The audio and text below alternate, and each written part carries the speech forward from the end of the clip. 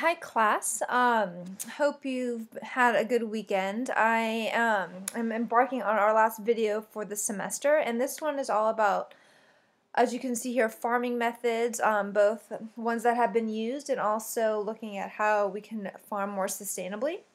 So just to go over some different farming methods that are currently used around the world, we have, of course, conventional agriculture, which is just the industrial agriculture that we've been discussing in class, where we have labor reduced and more machinery used to mechanize it and make it more cost effective.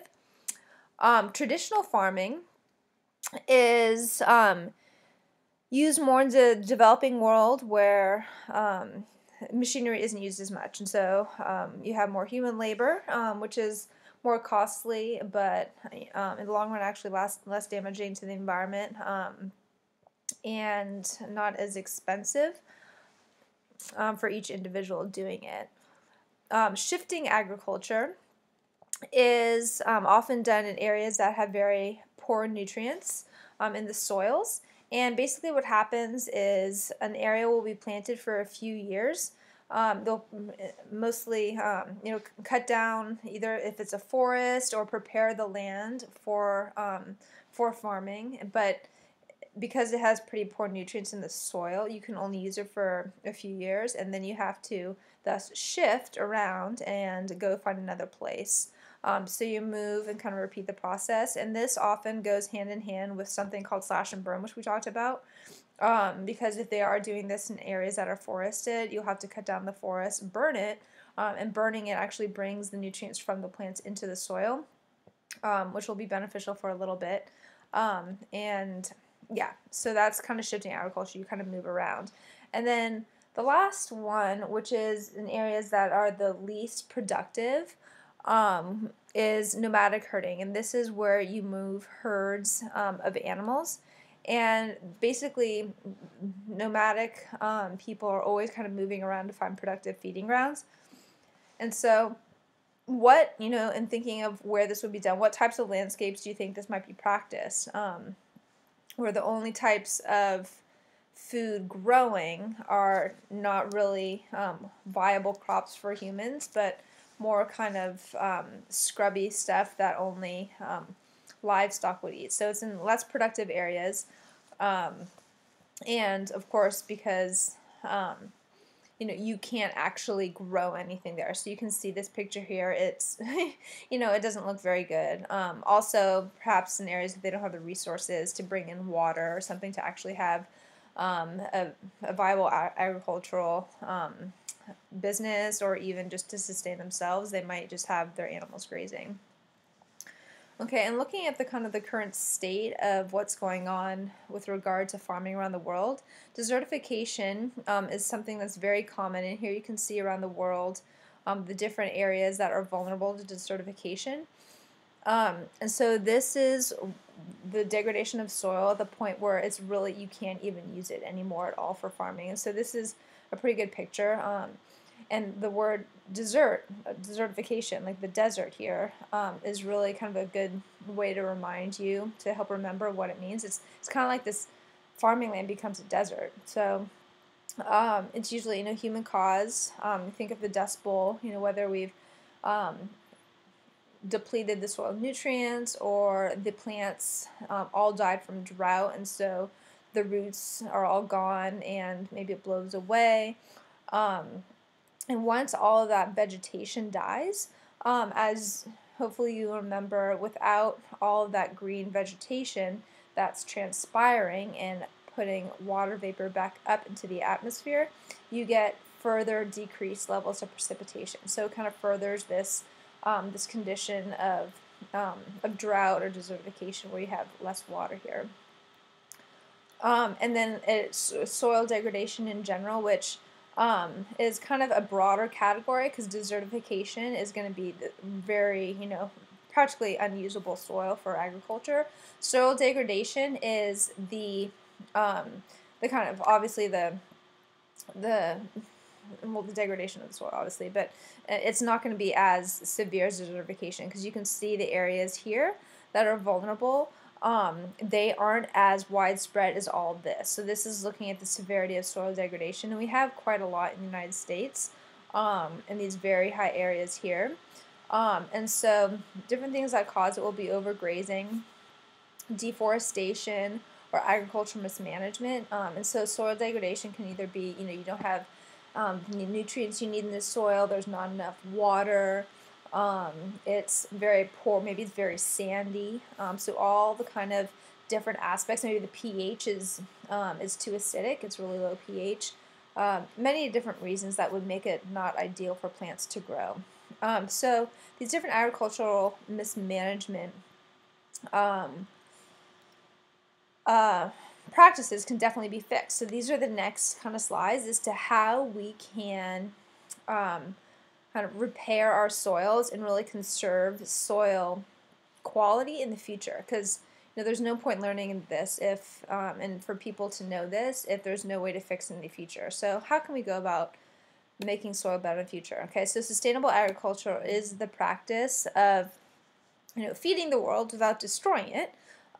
Pretty important to keep the quality of the environment if you're actually trying to gain the fruits of the environment, literally, and also keeping biodiversity, which is, as you guys know now, it's so important for so many things, whether it's the health of the soil or maintaining the insects around the ecosystem so that the plants are healthy and not eaten up and stuff. So, okay, so what are these different practices? There are a lot of them, so we're just going to go through. The first one here is intercropping, and this is, as you can see, where two or more crop species are planted in the field at the same time. Okay, so you don't just, as opposed to monocropping, you have different crops, and benefits both the plant species, both plant species, because the nutrients are balanced. They might have a legume here that's bringing nitrogen in because they're going to kind of require different nutrient balances in the soil, and you would also have different insects coming in, so they might balance each other out, and so you don't get an overpopulation of one species. Drawbacks, if you want to think about the feasibility and the kind of the speed with which you could harvest this, is definitely not as fast as a monoculture. So with everything, there are always costs and trade-offs, and that's that. It's not as efficient either to plant or to harvest, or even to water if this needs more water than that, or vice versa. Okay, so the next one is crop rotation. Okay, so it's a pretty good picture of it, I think. But you basically plant a series of different crops in the same field over the years. Okay, so you might vary it up by seasons, or you might keep it for many years and then switch after a few years. But you lessen the onset of diseases because you're always, you're bringing in new kind of vegetation that will bring in new insects, and you're improving the soil quality because, as it keeps kind of going over the same thing, but you have different nutrients that are put into the soil and taken out with different species of plants. Yeah, okay, that's that one. And then this is contour plowing. So this is, again, pretty good picture of it. And instead of going up and down in terms of the way that you plow the land, you harvest and plow parallel to it, parallel to the contours, so that you are reducing the soil erosion. You can imagine if you went up and down, it would the soil would start to slide down the hill more, and it's still pretty easy to plow, so it's not much of a sacrifice for a farmer to do that. And then we have the intercropping with trees and the vegetables. So this is kind of neat because the trees can act as windbreaks to catch the soil and reduce the erosion.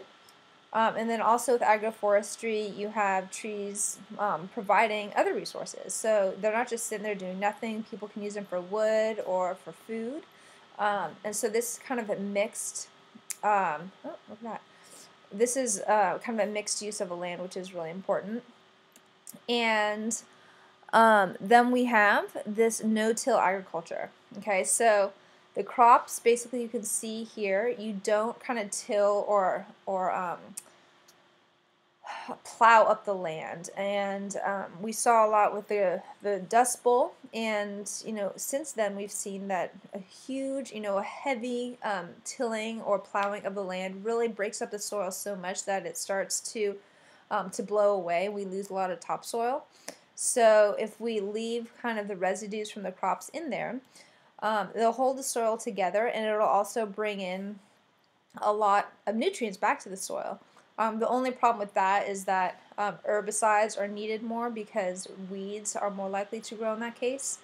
So, okay, so again, we have the trade-offs here, but this is becoming more and more popular and more commonplace because it really does help improve the soil quality, and you don't lose a lot of soil, which is very expensive, just in terms of the resource that it provides. And then we have organic foods. So this is the production of crops without using pesticides or fertilizers or synthetic fertilizers. And the basic principles, which are outlined in your textbook, they kind of work with natural systems. And basically they want to keep as many of the nutrients in the soil as possible. So using kind of organic compost and that sort of thing, which, as we talked about, is kind of longer lasting for the vegetables and the fruits. So again, no synthetic fertilizers or pesticides, and basically keep preserving the soil for as long as possible by kind of focusing on these different attributes, whether it's the amount of soil or the biological activity in it, or different chemical properties, whether it's ability to hold the nutrients or the pH, that sort of thing. And organics are everywhere now, and it's good. People are becoming more aware of kind of what the implications of this type of this farming practice are for everybody. And this last concept is kind of putting all of these ideas together. So sustainable agricultural practices with integrated pest management.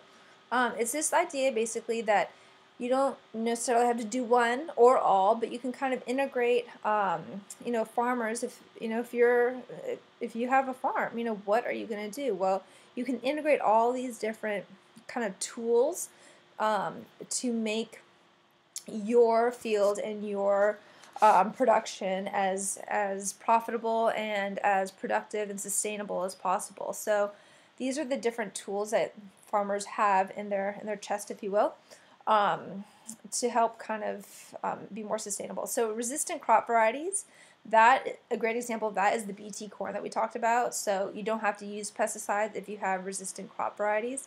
And then, this is genetically modified, so that has trade-offs with it as well. Natural enemies, this is the idea that we talked about with predator-prey relationships. So instead of getting pesticides to control some sort of, maggot or fungus or something, you would get the predator of that pest to eat it instead. Pheromone traps are interesting. Those are actually literally traps that use pheromones or different kind of hormone smells to lure pests into the traps. And they actually have been shown to be very effective. And then this judicious use of pesticides, I think, is an important component of these IPM tools, because it's saying you don't completely have to go off pesticides, and I think it's more realistic to say, to farmers that, we're not saying you have to go cold turkey, but just only use them when necessary. And I think that will actually encourage people to use the whole suite of these practices more if they know that that is an option if needed. And then the cultivation practices, these are just all the techniques that we just discussed, whether it's intercropping or contour plowing, that sort of thing. And just the last slide to show the sustainable agricultural practices that we are seeing benefits of them. So with pesticide use, this is the number of pesticide applications before the IPM training and after. So, after the IPM use, you don't have to use as much of the pesticide. And then afterwards, you also get more yield. So that's pretty neat. You can see before the IPM training, you have less yield than you do afterwards. So we are really seeing some benefits from this, and hopefully it'll be used more in the future. Okay, and this was going to be for class. Hopefully we'll get to it. Constructing and designing an IPM for how we can stop mice getting into a warehouse. All right, thanks so much. I will see you in class.